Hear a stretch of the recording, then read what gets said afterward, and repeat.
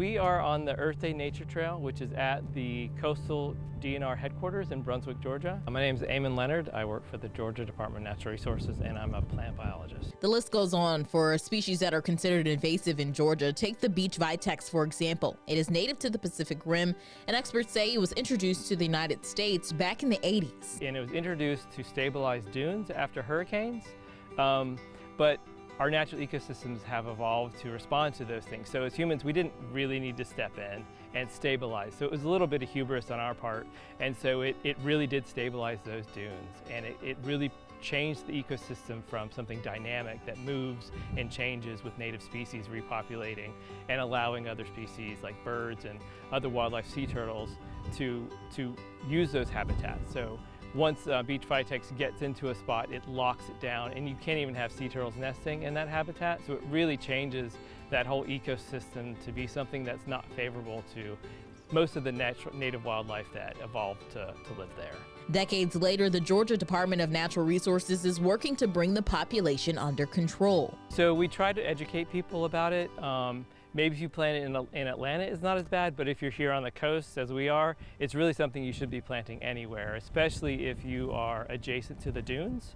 So if you do find that you have it, maybe someone else planted it and you've purchased the property, you can reach out to DNR or your local extension agent, and we can give you recommendations on how to control it.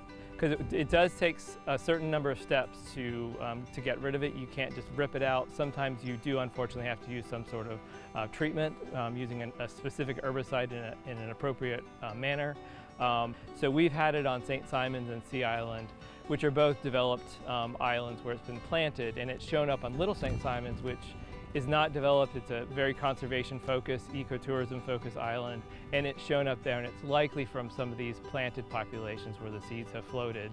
So even though you don't maybe see it creeping onto your neighbor's yard, plant material, with either being seeds or stems that have broken off, can be taken either by birds or by some water system to some other property that you don't even know about. Next up, the Callery or Bradford pear tree. Experts describe it as not the best landscape tree. In other states, they have banned the sale of Bradford pear, which is also called Callery pear. But in Georgia, we don't yet have such a ban. There is talk about it. I'm not sure where it will go. It is still sold.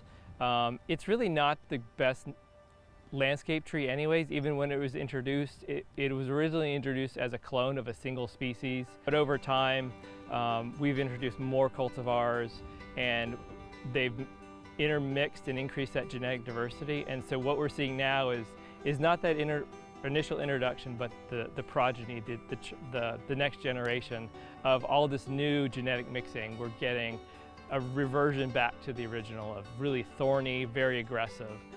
So it's not actually the Bradford pear. It's kind of its children that are out there now. Next up, the Chinese tallow tree. While the story behind how it was introduced can vary, experts can agree that it has maintained a population for a very long time. Some people blame Benjamin Franklin for it, but there are other stories where the USDA actually introduced it in the 20s to 40s for what you would call vegetable tallow, which is just like wax, to make candles and for soap making.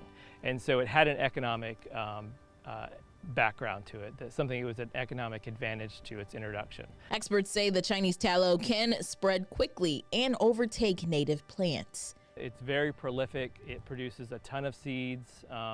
Birds love to eat the seeds and spread it.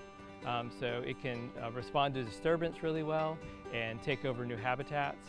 The seeds can also be moved by water. So that's how it can move from barrier island to barrier island. It can move along the Altamaha River into different ecosystems. So it's very good at getting itself out there. And it has some economic and aesthetic value that people find attractive. Similar to other invasive species, The biggest thing is that it's kind of a big bully, and it can just crowd out other native species that our native wildlife are relying on.